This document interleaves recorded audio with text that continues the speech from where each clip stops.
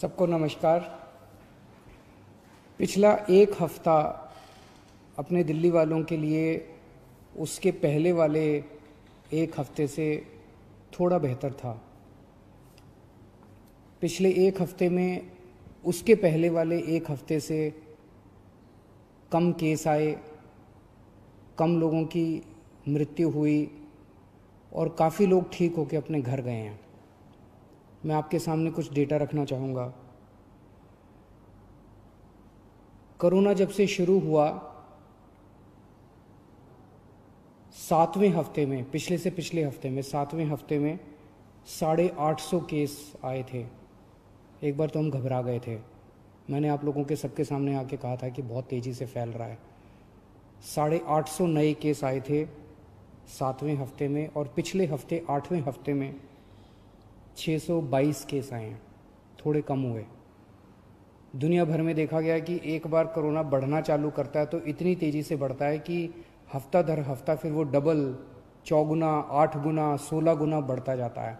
फिर वो डबल पे डबल होता जाता है। लोग कहते हैं 4 दिन में डबल हुआ, 8 दिन में डबल हुआ, लेकिन 7वें हफ्ते में, पिछले हफ्ते में 850 केस आए थे और पिछले हफ्ते 622 नए केस आए थे। 7वें हफ्ते में 21 लोगों की मौत हुई थी, पिछले हफ्ते में 9 लोगों की मौत हुई थी। हमारा मकसद है एक भी व्यक्ति की मौत नहीं होनी चाहिए। थोड़ी कम हुई थी। पिछले से पिछले हफ्ते 21 लोगों की मौत, पिछले हफ्ते 9 लोगों की मौत हुई थी। पिछले से पिछले हफ्ते 7वें हफ्ते में 260 लोग ठीक होके गए थे। अस्पतालों से 260 लोग ठीक होकर अपने घर गए थे। 8वें हफ्ते में, यानी कि पिछले हफ्ते, 580 लोग ठीक होकर अपने घर गए थे। तो एक तरह से दुगने से भी ज़्यादा लोग ठीक होकर अपने घर पिछले हफ्ते गए थे। तो अगर हम ये देखें कि जितने लोग नए आए थे बीमार होके और जितने लोग ठीक होके गए, अगर नेट देखें तो एक तरह से 566 लोग पिछले से पिछले हफ्ते हमारे अस्पतालों में नेट आए थे और पिछले हफ्ते केवल 34 लोग आए थे नेट। तो एक तरह से पिछला हफ्ता अच्छा रहा। हम सब लोगों ने, आप सब लोगों ने बड़ी कठिनाई के साथ ये जो लॉकडाउन है इसका पालन आप लोग कर रहे हैं, और अगर हम इसी तरह से पालन करते रहें तो मुझे उम्मीद है इस महामारी से हम लोग निजात पा सकते हैं। पिछले हफ्ते रविवार को जब मैं आपके सामने आया था, मैंने कहा था कि अभी हम लोगों ने तय किया है कि लॉकडाउन एज इट इज़ जारी रहेगा, कोई रियायत नहीं दी जाएगी, और 27 तारीख को हम लोग इस पे दोबारा निर्णय लेंगे कि लॉकडाउन को जारी, इसमें कुछ रियायत देनी है कि नहीं देनी है। तो एक ही रियायत आज हम दे रहे हैं, वो ये कि परसों रात को केंद्र सरकार ने कुछ तरह की दुकानें खोलने का निर्णय लिया है। उस केंद्र सरकार के आदेश को हम दिल्ली में भी लागू कर रहे हैं। ये आदेश क्या है ये मैं आपकी जानकारी के लिए बता दूं।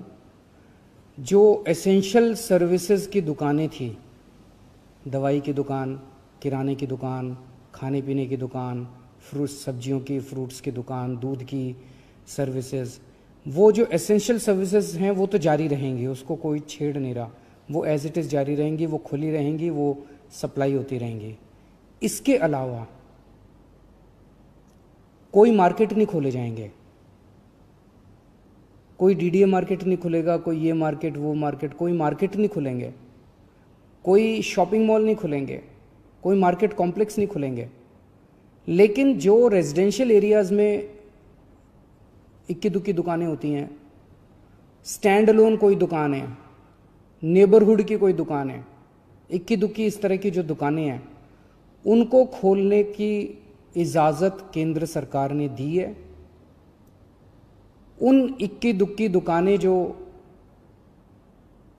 नेबरहुड में है, स्टैंड अलोन है, रेजिडेंशियल एरियाज़ में हैं, उन दुकानों को जो केंद्र सरकार ने इजाज़त दी है वो दुकानें दिल्ली में भी खोली जाएंगी। मैं फिर से बता दूं, कोई मार्केट नहीं खुलेंगे, कोई मार्केट कॉम्प्लेक्स नहीं खुलेंगे, कोई शॉपिंग मॉल्स नहीं खुलेंगे, लेकिन कंटेनमेंट एरिया में वो भी नहीं खुलेगी। जो इक्की दुक्की दुकानें मैं बात कर रहा हूँ, कंटेनमेंट एरिया वो एरिया है जहाँ पे हम लोगों ने सख्ती की हुई है, सील किया हुआ उन एरियाज़ को जहाँ पे कोरोना के ज़्यादा केसेस निकल के आ रहे हैं। उन एरियाज़ में किसी भी किस्म की दुकान को खोलने की कोई इजाज़त नहीं रहेगी। इसके अलावा अगला एक और हफ्ता, ये जो एक ऑर्डर आया है परसों केंद्र सरकार का, इसके अलावा और कोई कुछ खोलने की हम इजाज़त अगले एक हफ्ते तक, 3 मई तक और नहीं दे रहे। 3 महीने तक यथावत इसी तरह से जो रेस्ट्रिक्शंस हैं वो जारी रहेंगी। ये हमारे लिए बहुत कठिनाई का समय है। बड़ी कठिनाई से पिछले एक हफ्ते में आप सब लोगों ने मेहनत करके कोरोना को पे काबू पाया है। हमें इसे जारी रखना है, किसी भी तरह से इसको अब आगे और बढ़ने नहीं देना। 3 मई तक पूरे देश में प्रधानमंत्री जी ने लॉकडाउन का ऐलान किया है। 3 मई के बाद केंद्र सरकार इस पे क्या निर्णय लेती है, उस पे निर्भर करेगा कि हम दिल्ली के अंदर आगे इसको कैसे ले जाते हैं। केंद्र सरकार के निर्णय के बाद हम लोग आगे के अपनी दिशा तय करेंगे। एक अच्छी खबर है, कल मैंने बताया था आप लोगों को, प्लाज्मा से अच्छे नतीजे आ रहे हैं। प्लाज्मा के जो अभी तक ट्रायल्स किए गए उसके अच्छे नतीजे आ रहे हैं। एक एक मरीज़ के ऊपर मैं खुद नज़र रख रहा हूँ। कल एक मरीज़ थे LNJP में जो कि काफ़ी उनकी नाजुक हालत थी और डॉक्टरों के हिसाब से वो सिंक करते जा रहे थे। उनको प्लाज्मा दिया गया और उनकी तबीयत में काफ़ी अच्छा सुधार हुआ है। आज सुबह तक काफ़ी सुधार हुआ है उनकी तबीयत में। मैं डिटेल्स में नहीं जाऊंगा, डिटेल्स में जाना सही नहीं है, लेकिन उसको देख के हमारा उत्साह बढ़ा है इस प्लाज्मा थेरेपी को लेके कि इतने सीरियस मरीज भी ठीक हो सकते हैं इनसे। मैं उम्मीद करता हूं कि वो पूरी तरह से स्वस्थ होकर अपने घर जाएंगे। अभी तो ICU में ही हैं और मैं एक एक हमारी कोशिश है कि कोई भी मरीज़ प्लाज्मा का, उसकी मौत नहीं होनी चाहिए। किसी की भी मौत होती है तो बहुत दुख होता है। हमारे डॉक्टर्स, सभी अस्पतालों के डॉक्टर्स, नर्सेज पूरी कोशिश करते हैं उन लोगों को बचाने की, एक जान बचाने की पूरी कोशिश करते हैं। हमारी कोशिश है कि किसी भी व्यक्ति की मौत नहीं होनी चाहिए। एक व्यक्ति से मैं पर्सनली उसकी खबर रख रहा हूँ, एक मरीज़ की खबर रख रहा हूँ। जो मरीज़ ठीक होके जा रहे हैं उन मरीजों को हम कह रहे हैं कि प्लाज्मा डोनेट करो। एक मरीज़ से मैं भी बात कर रहा हूँ, मेरी टीम भी बात कर रही है और उन्हें प्रोत्साहन देते हैं कि आप डोनेट कीजिए। मुझे बहुत खुशी है कि सब लोग आगे आके दूसरों की जान बचाना चाहते हैं। हर धर्म के लोग, चाहे वो किसी भी धर्म के हो, किसी भी जात के हों, सब लोगों के मन में एक जज्बा है कि मेरी जान बची, अब मैं किस तरह से दूसरों की जान बचा सकता हूँ।